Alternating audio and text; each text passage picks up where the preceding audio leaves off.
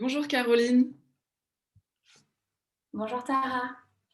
je suis heureuse de te retrouver aujourd'hui pour parler de ta formation que tu vas proposer sur la plateforme PAWA. Merci de faire partie des intervenants qui ont accepté de participer à cette grande aventure. Merci beaucoup. Ça me fait vraiment plaisir. Alors aujourd'hui, on va parler de Vision Board et aussi plus largement de ce que tu fais et de comment tu accompagnes les personnes aussi à passer à l'action puisque tu es coach. Mais je vais te laisser te présenter peut-être pour les personnes qui ne te connaissent pas encore. Oui, bien sûr. Alors, je suis coach, guide intuitive et je dirais aussi facilitatrice de grandes transformations. Donc, j'ai une boîte à outils qui est assez remplie et j'ai commencé en fait euh, par aider les gens avec mes dons intuitifs, mes capacités à canaliser des informations, etc. Et puis ensuite, je me suis dirigée plus vers le coaching où j'intégrais des outils de coaching et puis après, j'ai fait une espèce de symbiose de tout ça. Et je continue régulièrement à me former. Donc, il y a toujours plein de nouvelles choses qui rentrent. Donc, c'est assez difficile pour moi de me faire rentrer dans une case. Mais voilà, on va dire que j'accompagne les gens à avoir de grandes transformations dans des périodes de transition. Avec, on pourrait dire que c'est des morts et des renaissances quand on travaille ensemble afin que ces personnes se révèlent à elles-mêmes et puis qu'elles changent vraiment beaucoup de choses à l'intérieur et qu'ensuite ça transparaisse à l'extérieur. Donc mon travail, c'est de créer des espaces solides, sécurisants, dans lesquels on peut faire ce travail de grande transformation. Voilà. Et puis, ce travail, il peut se faire en coaching. Je propose également des accompagnements en régression, donc que ce soit en utilisant l'hypnose régressive, régression dans l'enfance, dans le ventre de la mère, donc ce qu'on appelle in utero, et puis ensuite dans les vies antérieures. Ça peut être un travail qui utilise du coup les constellations familiales, pour ceux qui connaissent, de manière un peu détournée. Ça peut être un travail de coaching pur, ça peut être un travail de lecture intuitive, ça peut être un travail de soins énergétiques. Voilà, il y a une foule de possibilités. Et en fait, ce qui me passionne beaucoup, c'est de travailler surtout avec le subconscient, tout ce qui est caché, que ce soit les croyances limitantes, les traumas, les expériences passées, qui en fait dirigent notre vie à 90% et dont on ne se rend absolument pas compte. Et une fois qu'on libère tout ça, et ben on crée une grande ouverture, la libération des potentiels chez les gens, plus d'ouverture du cœur, plus d'alignement sur leur chemin, etc. Et c'est ce qui me passionne beaucoup. C'est vraiment the deep work, comme j'appelle ça en anglais. Merci, merci beaucoup. Comment ça s'est passé pour toi? J'aimerais bien que tu reviennes sur ton parcours. Est-ce que c'est quelque chose que tu as toujours fait, accompagner les personnes comme ça sur leur chemin de transformation et d'éveil? Ou est-ce que tu as eu une vie avant ça? Comment ça s'est passé pour toi? Comment t'en es arrivé à faire ce que tu fais aujourd'hui? Mm. Alors j'ai un parcours assez atypique et assez, on va dire, hétérogène. Donc pour les personnes qui nous regardent et qui pensent qu'il faut avoir un parcours vraiment complètement homogène. Et puis, non, la vie m'a vraiment amenée là où je devais aller. J'ai toujours eu une grande sensibilité étant petite, une grande sensibilité, surtout une sensibilité émotionnelle, une capacité à percevoir beaucoup de choses. Et je ne savais pas, en fait, je pensais que tout le monde était un peu comme ça à l'époque. Et je me suis rendu compte en grandissant que ce n'était pas nécessairement le cas. Donc en fait, ce qui me passionnait beaucoup, même à l'adolescence, j'étais vraiment à fond dans tout ce qui était un peu rituel, de magie. J'avais un côté déjà un peu sorcière, je me souviens. Et puis après, j'ai fait un parcours d'études assez classique, un bac économique, voilà. Et puis j'ai étudié ensuite en art appliqué. Donc j'ai découvert, je voulais être designer de mode à l'époque. Et en fait, quand je suis arrivée dans cette école, ça m'a pas du tout plu. Et donc, j'ai découvert le graphisme, la communication visuelle, et ça m'a beaucoup parlé. Et puis, c'était à l'époque où on commençait à faire des sites internet, donc c'était tout nouveau. Donc, j'ai fait ces études-là. Et puis ensuite, j'ai poursuivi dans la communication, le marketing et les relations publiques. Et donc, j'ai vraiment développé ce côté-là. Et puis après, mon premier vrai job corporate, ça a été dans une organisation contre le cancer à Genève, où là, j'étais chargée de communication. Je gérais sur la fin, je gérais la campagne de la Journée mondiale contre le cancer. J'avais beaucoup de relations à l'international. On travaillait en anglais. Ça me plaisait beaucoup parce qu'il y avait une grande diversité. Mais en fait, pendant toutes ces années en parallèle, j'ai acheté mon premier jeu de tarot à l'âge de 17 ans et je faisais des tirages pour mes copines. Donc c'était un peu dans le background comme ça. Et puis ensuite, quand j'ai eu les moyens, quand j'ai commencé à travailler, là j'ai commencé à me payer des formations. Le développement personnel, la spiritualité, ça a toujours été quelque chose qui m'a énormément intéressée, voire fascinée, et qui faisait partie de ma vie en parallèle. Et donc je me souviens que ça a vraiment été ouvert pour moi. Avec Eckhart Tolle, Le pouvoir du moment présent, que j'ai lu il y a une dizaine d'années. Et puis le livre Le secret de Rhonda Byrne, où j'ai commencé à faire des expérimentations et je me suis dit, mais waouh, c'est ça, la loi de l'attraction, c'est assez incroyable, ça marche. Et voilà. Et puis après, j'ai rencontré des gens. Ça a été vraiment une série de rencontres, de synchronicités dans ma vie. Et puis je voulais quitter Genève. Au bout d'un moment, j'étais partie en Inde, j'avais découvert tout cet univers. Je vivais dans une communauté spirituelle. Et donc du coup, j'avais vraiment envie de m'installer là-bas. Et puis en 2016, j'ai du coup quitté mon emploi à Genève. J'ai quitté Genève et puis je suis allée m'installer en Inde. Et puis ensuite de l'Inde, je suis allée m'installer à Bali début 2017. Et c'est là où j'ai vraiment commencé mon activité plus sérieusement, on va dire. Et commencé vraiment à accompagner les gens. Avant, je faisais ça à côté du travail. Je faisais des lectures intuitives, des lectures d'âme. Je connectais vraiment plus avec le côté énergétique. Et puis, voilà, je me suis sentie prête. Et quand je me suis sentie prête, j'ai quitté tout ce monde-là et puis j'ai transitionné sur autre chose. Mmh. Oui, finalement, qu'est-ce que tu enfin, j'imagine que tu gardes, des choses de ta «précédente vie» entre guillemets, puisque ce qui t'a plu, c'est, cet univers visuel et puis cet univers de la communication et bon, même si c'est, très différent de de ce qu'on utilise par exemple en coaching comme outil, c'est vrai que je trouve qu'il y a quelque chose déjà de l'ordre du relationnel, d'être en relation, d'être en communication avec les autres. Et puis, ça me fait penser du coup aux messages que tu reçois, puisque tu as aussi cet outil-là ou cette sensibilité-là de recevoir des messages. Donc il y avait vraiment quelque chose déjà de cet ordre-là dans cette vie et dans ce qui t'a attiré avant dans ton travail finalement. Ouais, exactement. Et puis, c'est vrai que pour moi, j'aimais beaucoup aussi la diversité du job. Et ce que j'ai pas mentionné avant, c'est que quand j'ai fini mes études et que je suis revenue à Genève, j'ai galéré pour trouver du travail. Mmh. Parce que j'étais soi-disant graphiste indépendante. Et en fait, j'ai fait beaucoup de restauration. J'ai travaillé pendant plusieurs années dans la restauration en temps partiel. Et puis à côté, je faisais mes petits projets. Et ça m'a énormément appris. Justement, l'intelligence émotionnelle, arriver à comprendre les besoins des gens, arriver à vraiment... Et s'il y a un job qui permet vraiment ça, c'est ça. C'est les jobs dans la restauration ou dans la vente. C'est vraiment ce que je trouve qui forge en fait notre caractère, notre capacité à vraiment à tenir l'espace pour les gens, à ne pas prendre les choses personnellement. Enfin, c'est un travail de développement personnel assez extraordinaire de travailler dans ces métiers-là. Et puis après, évidemment, quand j'ai eu mon job en com, marketing, relations publiques, et puis je faisais aussi beaucoup de levée de fonds, de stratégie de levée de fonds avec des partenaires internationaux, etc. Et là, voilà, c'était toujours s'adapter à qui on avait en face de soi. C'était toujours avoir un message qui soit clair. Et ça, j'aimais beaucoup. J'aimais beaucoup la diversité de toutes mes responsabilités. Et puis, ça m'a apporté énormément de cadres, de capacité à structurer, à manager des projets, etc. Donc ça, c'est vrai que je regrette absolument pas mon parcours. Pour moi, ça a été vraiment essentiel pour être la personne que je suis aujourd'hui. Mmh. Oui, c'est un parcours initiatique finalement. Ouais. Mmh. Alors, aujourd'hui, du coup, on parle de vision board, mais on va élargir ce sujet, on va ouvrir en tout cas, ce sujet. C'est le thème de la vidéo que tu partages sur la plateforme Pawa.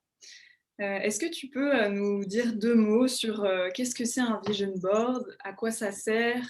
Dans quel cas l'utiliser? Oui, bien sûr. Alors un vision board, la définition que j'en ai, c'est vraiment une représentation visuelle de nos rêves, de nos objectifs, de nos aspirations. C'est mettre en image, en forme, vraiment ce que l'on a à l'intérieur, nos envies les plus profondes. Et puis, sans aucune limitation du mental qui se dit que ça n'est pas possible. Donc il faut voir grand, il faut rêver grand. Et puis ça peut être un assemblage de photos inspirationnelles, de citations, de mots particuliers qui veulent dire quelque chose pour nous. Voilà, et on peut l'assembler de la manière dont on le souhaite. Le vision board peut être soit digital, si on souhaite le faire en ligne, soit physique, donc du coup si on souhaite l'imprimer. Et ce qui est important, c'est que, en fait, c'est pas de créer quelque chose et puis ensuite de l'oublier, c'est d'y être confronté de manière régulière parce que à chaque fois qu'on va regarder ce vision board, on va programmer notre subconscient à dire c'est ça que je veux, c'est ça que je veux. Et il y a cette idée de connecter avec l'émotionnel aussi, de choisir les bonnes images, pas les images que la société, que notre entourage, qui veulent dire quelque chose pour le commun des mortels, mais plutôt ce que ça signifie pour nous.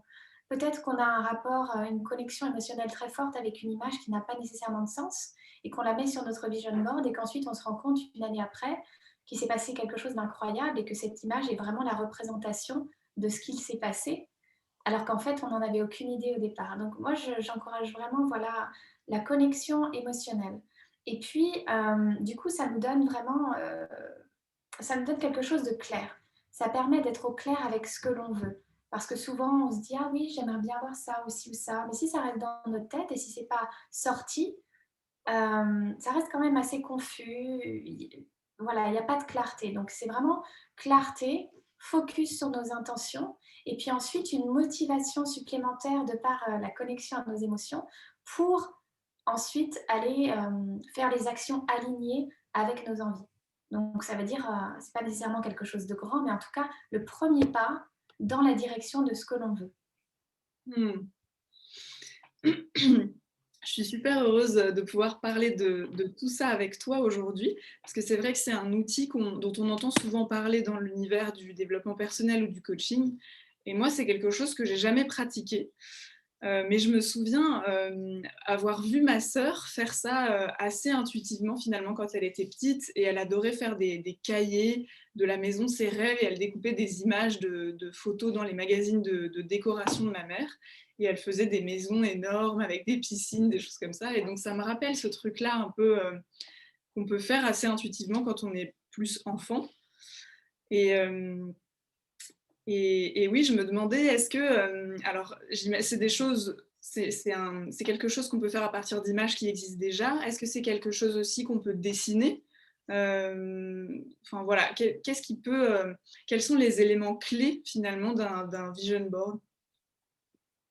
Alors, on peut travailler vraiment, il n'y a pas de règle, entre guillemets. C'est vraiment en fonction de la personne. Donc, si la personne qui va réaliser son vision board est très créative, qu'elle adore dessiner ou faire des photos collages ou voilà, faire quelque chose de très artistique, euh, il faut aucune hésitation, faut aller dans cette direction-là. Après, c'est vrai qu'on assemble plutôt des images et dans l'esthétique qui sont existantes parce que la plupart des gens n'ont pas nécessairement cette créativité ou n'ont pas cette envie de dessiner, mais voilà, c'est complètement ouvert, complètement libre. Et j'ai eu une discussion avec une amie justement il n'y a pas longtemps qui me suggérait et pourquoi ne pas faire aussi des photomontages, c'est-à-dire par exemple tu as envie d'apprendre à surfer, eh bien tu vas mettre la photo tu vas mettre une photo de toi en train de surfer. Tu vas pas prendre une photo de quelqu'un qui te ressemble à peu près. Non, tu prends une photo de toi. Tu vois, mets-toi en scène et fais un jeu pour ce vision board. Et j'ai trouvé que l'idée était pas mal. Parce que c'est vrai que le cerveau peut-être a plus de facilité ensuite à associer la personne avec l'activité. Même si ce n'est pas nécessairement forcément tout le temps le cas et que, par exemple, si on vit en plein hiver en montagne Il est difficile de trouver une planche de surf et puis de se mettre en bikini pour poser, mais voilà, je trouvais que l'idée était pas mal. Après, c'est des possibilités infinies. Donc, c'est vraiment d'écouter son cœur, son intuition pour comment on a envie de réaliser ce vision board. Et, ouais, il y a des personnes qui ont peut-être 4 ou 5 images sur leur vision board. Il y en a d'autres qui en ont des tonnes. Dans la vidéo, du coup, pour Pawa, on voit, moi j'ai mis mon vision board en arrière-plan et on voit mon style de vision board. Donc je dis vraiment, c'est libre, c'est vraiment libre en termes de possibilités et c'est à chaque personne de suivre son intuition et les émotions aussi. Mmh. Oui et j'imagine que du coup, le fonctionnement finalement du vision board, c'est un petit peu comme ce qu'on utilise comme outil en coaching, la visualisation et ça repose, tu me dis si je me trompe, mais ça repose sur le fait que, notamment le cerveau ne différencie pas quelque chose qu'il, visualise ou la réalité? Exactement. Et en fait, justement, dans la formation sur Pawa, il y a une pratique de visualisation que je partage. Donc du coup, vous pourrez, faire l'exercice. Et en fait, j'utilise plusieurs exemples et je fais plusieurs, petites expérimentations pendant la formation pour montrer aux gens, justement, ce que tu viens de dire, qu'en fait, le cerveau ne fait pas la différence entre une visualisation et la réalité. Donc c'est comment on va préparer notre subconscient, le programmer pour lui dire: «Voilà, ça c'est ma réalité à partir de maintenant». Mmh, génial! Est-ce que tu aurais un exemple, ça fait longtemps toi que tu pratiques, cet outil, ce vision board? Alors, le vision board, c'est quelque chose que j'encourage à faire à mes clients. Moi, je le fais en fait, je suis assez douée pour manifester les choses. Il y a vraiment j'ai vraiment, un talent pour ça et en fait, moi, ce que je fais d'habitude, c'est que je me fais des listes. Donc je me fais des listes, que ce soit des personnes ou des opportunités et cetera et je partage vraiment comment j'ai envie de me ressentir et le côté visuel, ça a été plutôt développé, je crois que j'ai commencé à faire ça quand, Pinterest a débarqué, il y a des années en arrière. Ça fait un moment déjà maintenant, mais à l'époque, c'était tout nouveau et du coup, je créais des tableaux d'inspiration, voilà et puis ensuite, j'ai créé, oui, je pense que c'était il y a peut-être 5 ou 6 ans en arrière où j'avais créé un tableau comme ça, mais sans avoir l'objectif que ce soit un vision board, mais vraiment avec des choses, inspirationnelles pour moi et en fait, c'est vrai que quand j'y repense, beaucoup de ces images, en fait, font partie de ma réalité aujourd'hui. Donc Mmh. ça fait pas si longtemps que ça sur mon chemin, parce que c'était plus des listes d'intentions, mais le côté visuel, en fait, m'ouvre encore plus le cœur parce que, ouais, une des choses les plus importantes pour moi, c'est la beauté, l'esthétique et donc du coup, de le voir extérieurement représenté, visuellement, ça donne encore plus de pouvoir, en fait, au vision board. Mmh. Est-ce que tu as un petit exemple ou à nous donner, un petit exemple concret de quelque chose que tu as pu, mettre sur un vision board ou sur une liste il y a quelque temps et qui aujourd'hui est manifesté dans ta vie? Ouais, j'ai un exemple très récent et je vais pouvoir partager des exemples aussi de clients ou d'amis. Mais un exemple qui m'est arrivé au début de l'année dernière, du coup, sur mon vision board, j'ai mis la photo d'un chiot, un chiot, un mix terrier, je crois, que je trouvais hyper mignon. Et puis, sans me dire que j'allais avoir absolument un chien dans l'immédiat, mais voilà. Et puis en fait, je crois que c'était au mois de décembre, mi-décembre, donc avant la fin de l'année. J'ai sauvé un chiot, du coup, qui venait de se faire écraser. Ici à Bali, il y a beaucoup de ça, hein, tout le temps, donc qui venait de se faire, rouler dessus par un scooter, donc je l'ai amené chez le vétérinaire et cetera et puis il était tout petit, il était vraiment, pas très bien en point, donc on ne savait pas trop à quoi il allait ressembler et en fait, je l'ai fait adopter par une amie à moi et il a grandi. En fait, le vétérinaire m'a dit: «Ah mais c'est un mix terrier ce chien», et effectivement, il a les poils qui ont commencé à repousser et il ressemblait vraiment, au chiot qu'il y avait sur l'image de mon vision board que j'avais mis là sans vraiment avoir aucune attente particulière et en fait, j'ai trouvé ça assez extraordinaire que la vie me montre, voilà, ce chien est venu sur mon chemin Et puis en fait, on ne savait pas à quoi il allait ressembler et finalement il ressemblait, enfin il ressemble du coup à la photo sur mon vision board. Et puis, donc ça c'est un exemple à moi récent. Sinon il y a un autre exemple d'une amie à moi il y a quelques années qui avait, du coup mis sur son vision board une photo de, voilà, de cérémonie du thé. Enfin, en fait, c'était une théière avec 2 tasses à thé, du thé vert japonais. Et puis juste parce qu'elle trouvait la photo assez magnifique et qu'elle avait une connexion avec cette image, mais sans forcément, voilà, avoir quoi que ce soit non plus, dans la tête. Et puis, il se trouve que cette année-là, où elle avait créé son vision board, elle a été invitée par une amie à elle à une cérémonie du thé. Donc elle a participé à cette cérémonie et ça lui a vraiment changé la vie, ça lui a fait découvrir tout l'aspect cérémonial du thé. Elle est vraiment tombée amoureuse avec la pratique et du coup, elle a suivi un cours en ligne pour devenir, maître thé et faire des cérémonies. Donc voilà, mais c'est pas du tout conscient. Donc ça, c'est un autre exemple assez marrant, je trouve. Oui, c'est rigolo, merci. Euh, alors, en introduction, tu nous as dit que le vision board, c'était un petit peu la première étape pour faire le chemin du subconscient au conscient et puis la première étape pour manifester peut-être les choses qui sont cachées. Mais qu'ensuite, il y avait tout un travail pour vraiment manifester, passer à l'action et puis que les choses se passent dans le réel. Et c'est là que tu interviens, entre autres, en accompagnant avec tous tes outils. Tu en as parlé un petit peu en introduction, mais j'aimerais bien que tu détailles un petit peu plus peut-être sur ce que tu proposes, comment tu travailles, quels sont tes outils. Ouais, avec plaisir.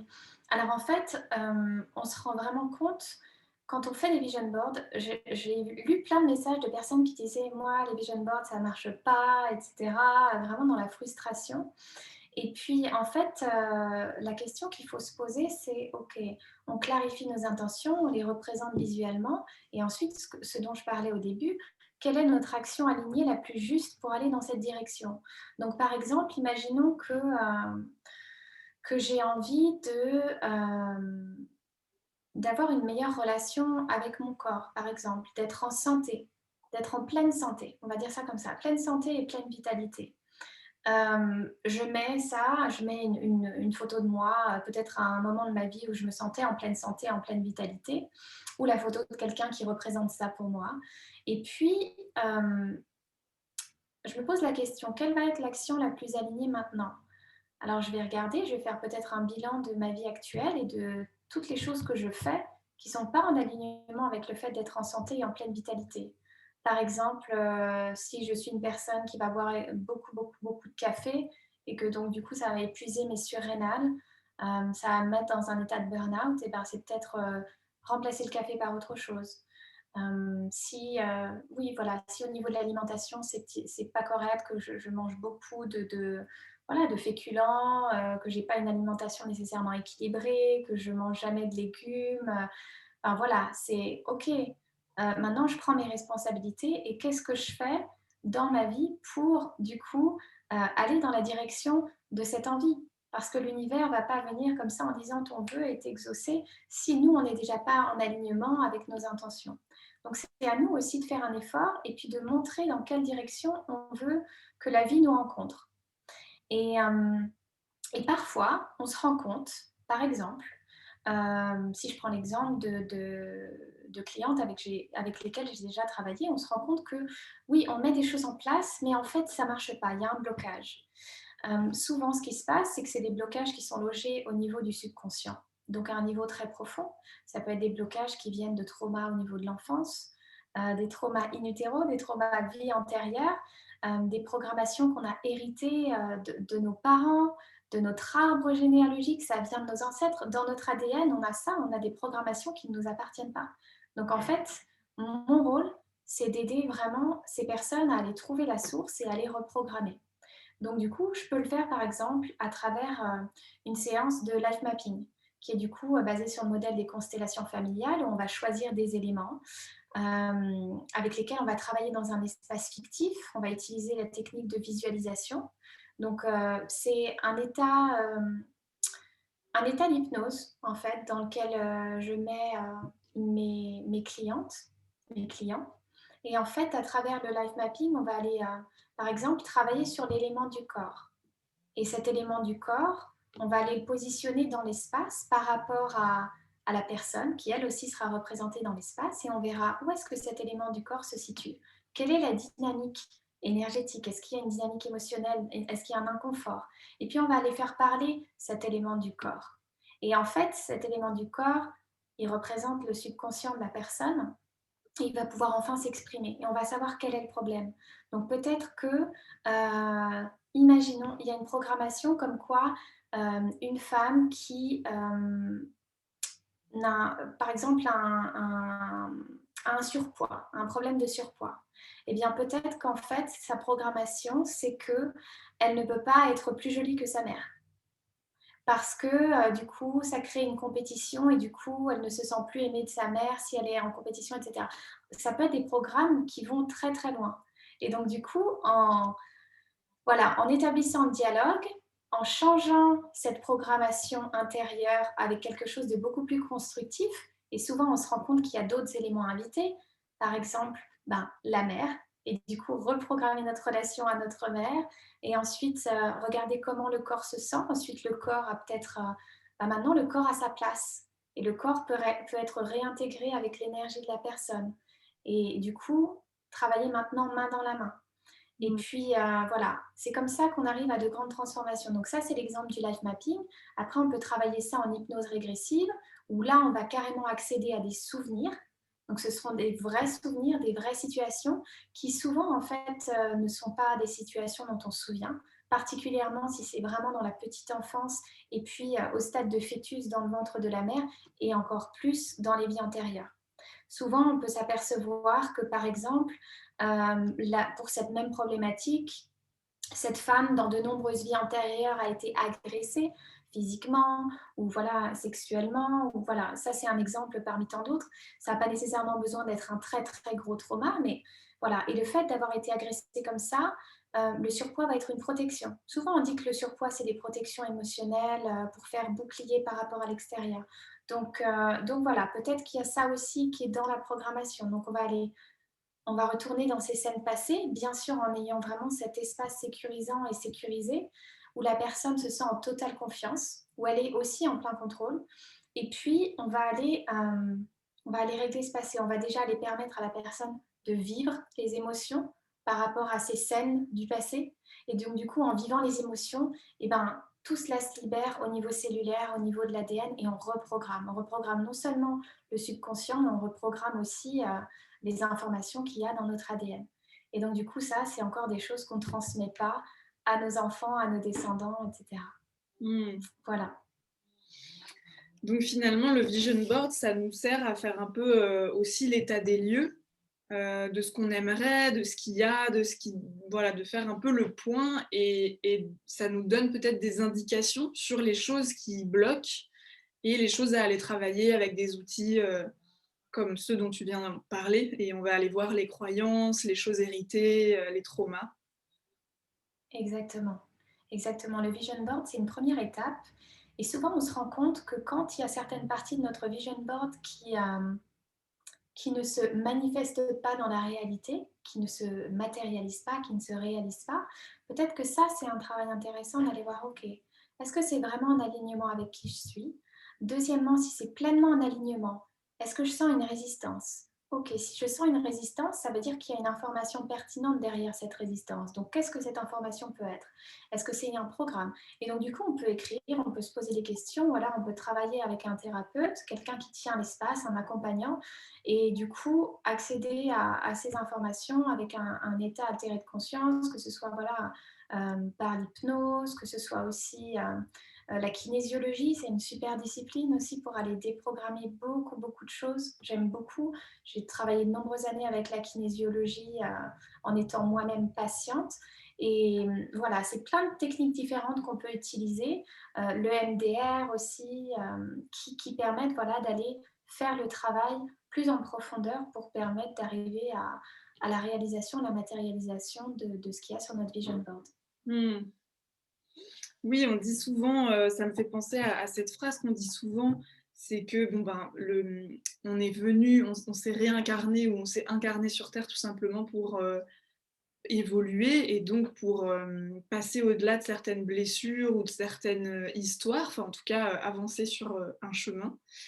Et que la vie finalement tant qu'on n'a pas guéri ou compris «la leçon» entre guillemets, la vie nous repropose toujours les mêmes épreuves tant qu'on n'a pas compris. Ça me fait un petit peu penser à ça, dans le sens où si quelque chose ne se manifeste pas malgré tout ce qu'on a fait, le vision board, la visualisation, et cetera, c'est que peut-être il y a quelque chose de plus grand à aller voir, à aller guérir, à aller rencontrer. Ouais, tout à fait. Et puis peut-être aussi que parfois on a une vision de certaines choses, ou on a des croyances par rapport à certaines choses qu'on aimerait manifester dans notre vie. Et la vie a un meilleur plan pour nous, la vie a de meilleures opportunités. On a une vision qui est très limitée. Déjà, rien que notre vision physique, si on regarde, elle est vraiment, elle n'est pas du tout périphérique. Enfin, est quand même assez flou, elle est très directe. Et puis, on imagine qu'on a quand même 360 degrés autour de nous. Donc voilà, c'est vraiment une vraie représentation de tout ce qui existe. Donc nous, si on est focalisé sur ce petit truc-là, bien, ce petit point bien précis, et la vie est là en train de nous envoyer des signes, et mais non, par là, il y a des opportunités incroyables qui t'attendent, fais confiance. Donc notre rôle, c'est aussi d'être dans l'ouverture, d'être dans un état de flow, d'être beaucoup moins dans la résistance et de lâcher prise. Le lâcher-prise, c'est une étape essentielle dont je parle beaucoup dans la création du vision board et puis dans l'après. C'est cet état de confiance. Si on ne fait pas confiance, ça ne peut pas marcher. C'est hyper important d'avoir à la fois confiance en nous. Donc si on n'a pas confiance en nous, c'est comment est-ce que j'arrive à cultiver cette confiance en moi? Parce que la confiance en soi, c'est pas quelqu'un d'autre qui va nous l'amener sur un plateau. C'est un grand travail. C'est un travail de toute une vie. Et puis ensuite, la confiance en la vie qui en découle. Donc si j'ai pas confiance en la vie, pourquoi est-ce que j'ai pas confiance en la vie?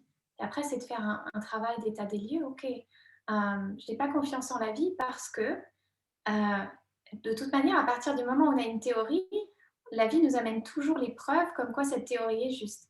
Donc en fait, tout est juste et tout son contraire est juste. En fait, chaque théorie et son contraire sont justes.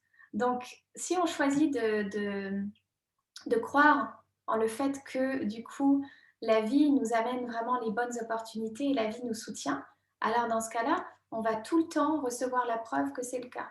Mais c'est vraiment un choix, c'est une perspective et c'est vraiment de l'ordre de la responsabilité personnelle. Donc, on est créateur de notre vie, on a vraiment tous les pouvoirs et si on voit que quelque chose bloque, c'est à nous de faire ce travail. C'est pas quelqu'un d'autre qui va arriver sur un cheval blanc et nous sauver. Mmh. Merci, merci pour ces mots.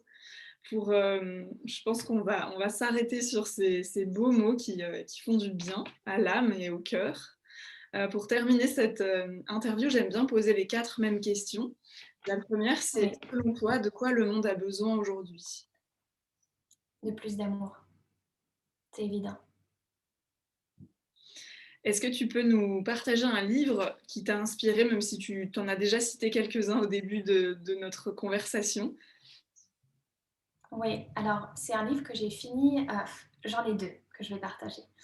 Un parce que justement, pour continuer sur l'idée de l'amour et puis pour parler aussi des régressions dans les vies antérieures, c'est un livre de Brian Weiss sur, les âmes sœurs. Donc le titre en anglais, c'est «Only Love is Real».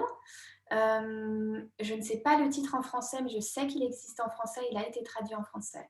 Et voilà, c'est la rencontre d'âmes sœurs dans le présent, d'âmes sœurs qui se sont côtoyées dans de multiples vies antérieures. Donc ça parle aussi de l'hypnose régressive, etc. C'est assez magnifique comme livre. Et le deuxième livre que j'ai fini récemment, qui m'a d'ailleurs été recommandé par Anne-Claire, c'est The Surrender Experiment. Il existe aussi en français. Donc je pense que ça se traduirait par l'expérience du lâcher-prise, par Michael Singer, qui est un livre incroyable justement, qui parle du lâcher-prise, où cet homme a vécu une vie de synchronicité, tout ça parce qu'il a décidé d'arrêter d'écouter les voix dans sa tête et justement de faire confiance à la vie, de suivre le flow et de se rendre compte qu'en fait, il était tout le temps parfaitement soutenu. Voilà. Magnifique. Une personne qui t'inspire ou qui t'a inspiré sur ton chemin? Il y en a beaucoup, il y en a beaucoup. Alors, je vais réfléchir.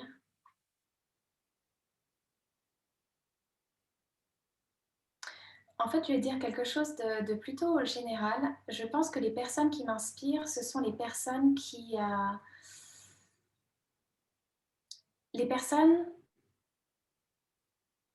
se donnent les moyens de guérir leurs blessures, de travailler sur elles. J'ai pas de gourou, j'ai jamais vraiment eu de gourou ou de maître. Ou voilà, j'aime pas du tout cette idée de piédestal. Ça, c'est pas quelque chose qui me parle. Moi, je suis très inspirée par les gens en fait qui sont en constante évolution, qui investissent en eux, qui voient que quelque chose ne fonctionne pas dans leur vie et qui se donnent les moyens de changer. Les gens qui prennent pleine responsabilité en fait de leur vie, qui sont dans leur cœur, avec un cœur ouvert, qui éprouvent de la gratitude pour chaque instant, et puis qui font preuve de beaucoup de ressources en fait, et qui ne se laissent pas abattre. Voilà. Je pense que ça, c'est des gens vraiment extraordinaires et qu'il en faudrait plus. Mmh. Merci beaucoup Caroline. Est-ce que tu veux partager quelques mots sur, la formation, sur le vision board que tu partages sur la plateforme? Peut-être au niveau du format? Alors tu nous as dit qu'il y avait une visualisation dedans. Hem, voilà, combien de temps ça dure? Est-ce qu'il y a des exercices, de la théorie, pour qui à qui ça s'adresse? Voilà, si tu as quelque chose à partager à ce sujet. Oui, bien sûr.